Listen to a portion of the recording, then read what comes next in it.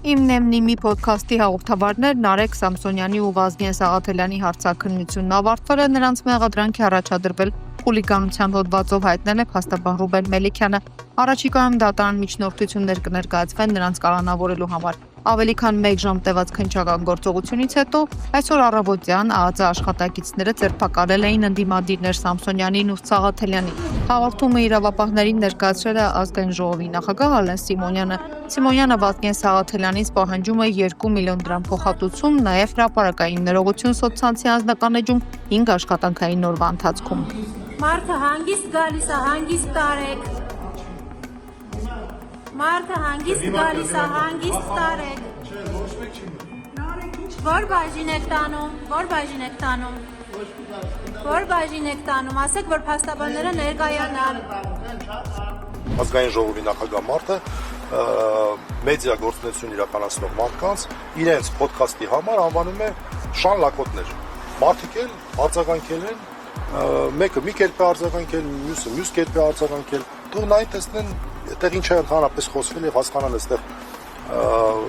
առհասարակ խուլիգանության մասին խոսք լինել կարող է, թե խուլիգանության մասին խոսք լինել չի կարող։ Այս պահին հարցաքննությունն ավարտվել է, պարոն Մելիքյան։ Հարցաքննությունը ավարտվել է, այո։ Մեղադրանքն առաջադրվել։ Մեղադրանքը նախ առաջադրվեց, հարցաքննությունը ավարտվեց։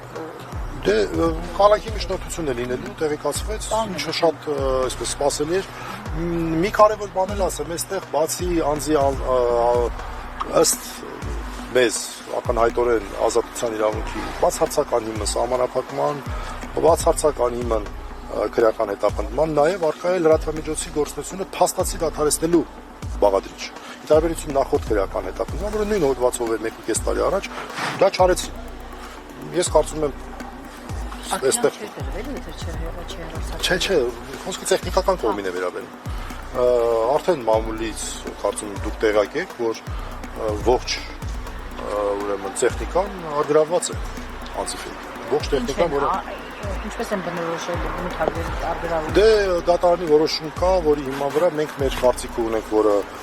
մենք դա համարում ենք ոչ իրավական, բայց դա մենք ընդհանրապես կարող ենք կարծիք հնչեցնել, հայտարարություն հնչեցնել, որոշում կայացնողը գործողություն կատարող քննիչն է եւ մյուս մասնավոր քննիչն է առաջին։ Հիմա ես ուզում եմ այստեղ նաեւ Նարեկ Սամսոնյանի անունից ասեմ, որ Նարեկ Սամսոնյանը հայտարարում է, որ ինքը խնդրում է եւ կոչ է անում բոլոր մարդկանց, ովքեր որ այս ընթացքում մենք գիտենք, ոդքասթը հեռարձակվել է մարդկանց նվիրատվությունների, նվիրաբերությունների հաշվին, որ խնդրում է ուշադիր լինել, համապատասխան հայտարարություններ կարվեն, չգիտեմ, կարծում եմ անցիֆեյքի աշխատակիցները կանեն, գուցե ես անեմ, ես բան չեմ կարող ասեմ, բայց չպետք է իրենք իրենց նպատակին հասնեն եւ անցիֆեյքը իր գործունեությունը դադարեցնեն։ Տեխնիկական խնդիր կա այստեղ լուծելու նյութական մասը։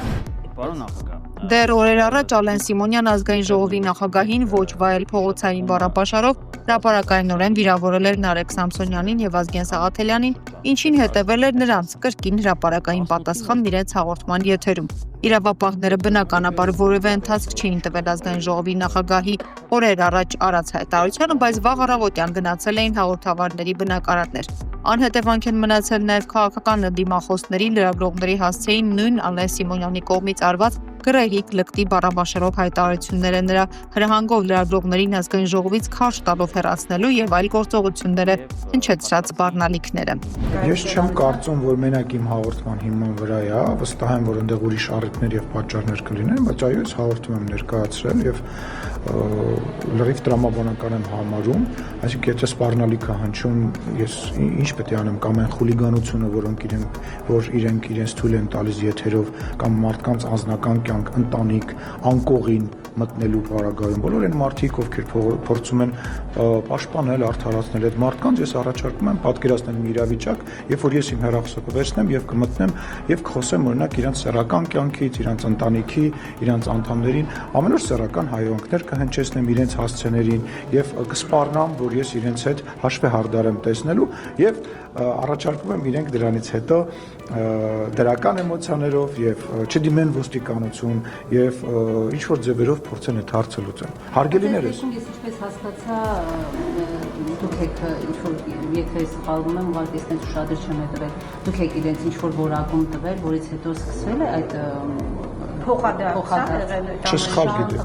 Շատ սխալ գիտեք։ Այո, սխալ գիտեք։ Ես իրենց հաղորդումը չեմ նայում։ Իմ մասով սղագրությունը գալիս է,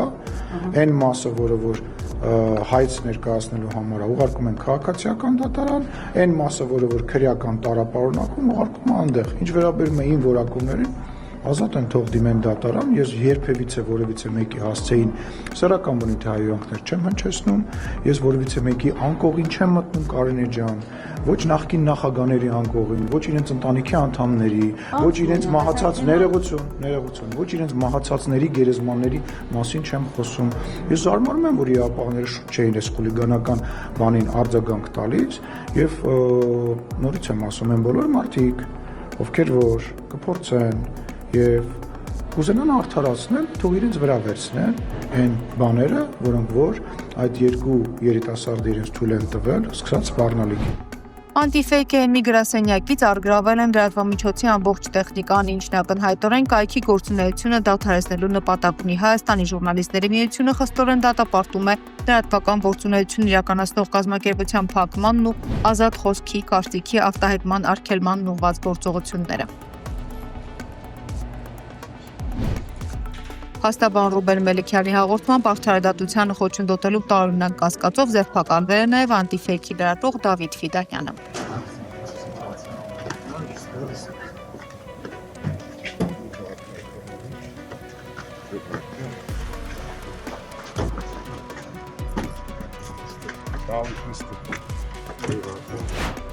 Քաղաքագետ Սուրեն Սուրենյանցը անդրադարձել է ձերբակալություններին եւ եղածը որակել որպես ընդդիմադիր մեդիայի դեմ կիրառվող պետական ճնշման հերթական դրսևորում։ Ըստ քաղաքագետի անտիֆեյքի գրասենյակում ընթացող գործողությունները իրավական գործընթացից ավելի շատ հիշեցնում են իշխանության կողմից կազմակերպված քաղաքական ակցիա։ Սակայն այսօր մենք ականատես ենք մեկ վտանգավոր իրողության իշխանության ներկայացուցիչը շարունակում է վայելել լիակատար անպատժելիություն, իսկ նրան պատասխանողները ենթարկվում են ցուցադրական քրեական հետապնդման։ Սա ընտրովի արդարադատության դասական օրինակ է, երբ օրենքը չի ծառայում հավասարության սկզբունքին, այլ վերածվում է իշխանության քաղաքական կամքը սպասարկող գործիքի։ Չափազանց դժվար է չկապել այս գործողությունները անտիֆեյքի եւ իմնեմնիմի լրագրողական թիմերի վերջին տարիներին ձևավորված ազդեցիկ քննադատական գործունեության հետ։ Նրանց քննադատական ու անհարմար հնչող ձայնը իշխանությունը փորձում է լռեցնել ոչ թե հանրային բանավեճում, այլ ուժային մեթոդներով, ընտրություններից առաջ վերահսկելով տեղեկատվական դաշտը եւ կանխելով ոչ ցանկալի քննադատությունը։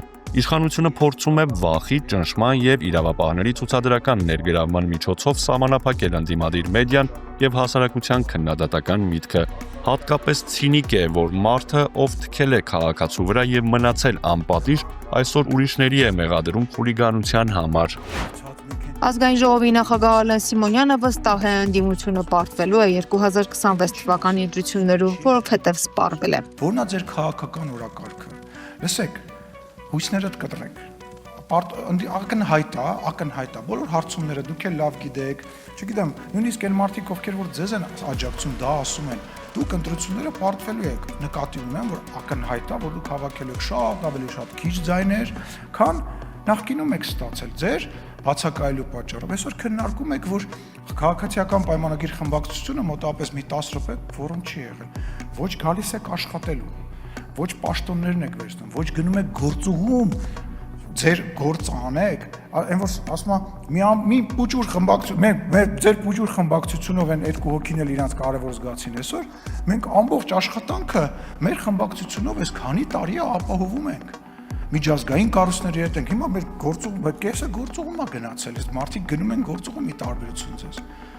Վերջացել եք, սպառվել եք ժողովուրդ։ Ձեր միակ փրկությունը այն է, որ մարդ ես մեկ էլ տեսար, համաձայնվեցիք եւ չվախեցաք եւ եկաք այդ բանավեճին։ Հա, իմիջիալից։ Հիմա որ կաբանը սկսվի, քարոզարշավը սկսի, գնալու եք ժողովրդին ասել եք, գիտեք ինչ, եթե մենք երկրորդ, երրորդ տեղը զբաղեցինք, մենք գործի չենք գնալու։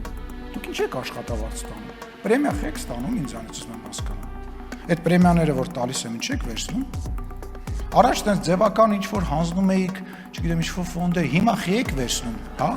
Իսկ աշխատավարձ խի եք ստանում, այո, իմ գրպանից որպես հարկատու։ Ինչի եք փող ստանում, ուզում եմ հասկանամ, եթե դուք գործի չեք գալիս։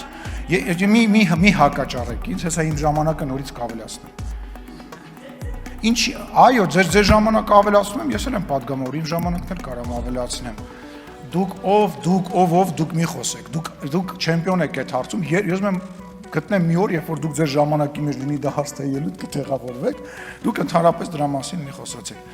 Գնացեք, բացատրեք ինչի եք աշխատավարձ ստանում։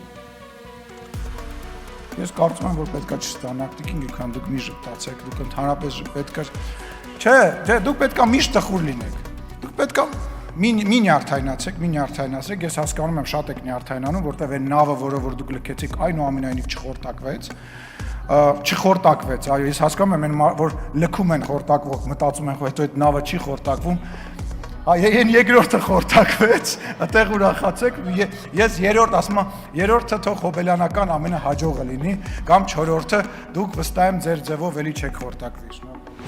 Հայաստան խմբակցության պատգամավոր Աննա Գրիգորյանն արձագանքեց ազգային ժողովի նախագահին, ով իրեն կոչ է արել տխրել, քանի որ այն նավը, որ լքել է, չխորտակվեց։ Ալեն Սիմոնյանն էլ ինձ անդրադառնալիս, չգիտես ինչու իմ ժպիտը նրա մոտ այսպես նյարդային ինչ-որ բան է առաջացնում,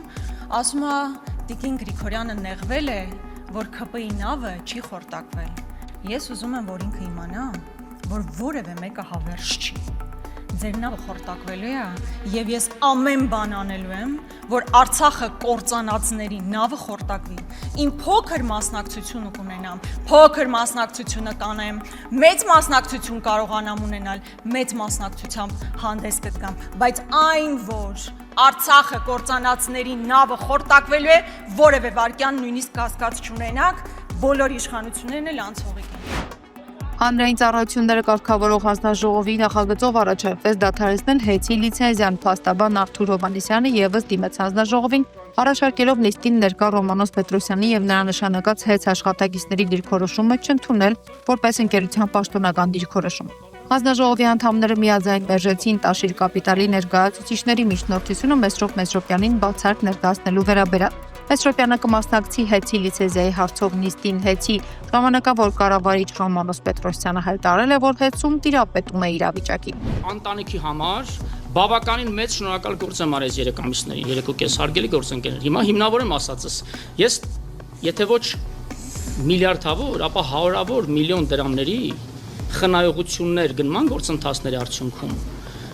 ներդրումային ծրագրի իրականացման մատակարարումների գործընթացների թափանցիկությունն ապահովել արդյունքում, ինչպես նաև միջին ու վերին օղակներում առկա ստվերային շրջանառության դեմ պայքարելով ահռելի խնայողություններ մարել, որոնք վերջնարդյունքում դառնալու են շահույթ եւ դրա շահութը վճարելով Կարապետյանի ընտանիքը դիվիդենդ է հանելու։ Ես ես կարամ հաշվարկով ներկայացնեմ։ Շնորհակալություն հայտնել եք Սամվել Կարապետյանին ձեզ X գումար աշխատանք։ Պարոն Մակրան, ձեր հարցը կոռեկտ չէ։ Ավելի համոզվում եմ, որ զրկելու են, բայց մեր այստեղ լինելը այս ներկայացուցչական կազմով հաստատում է մի բան, որ մենք մեր արած չարածների համար վախենալու բան չունենք, ներկայանում ենք պատշաճ կարգով,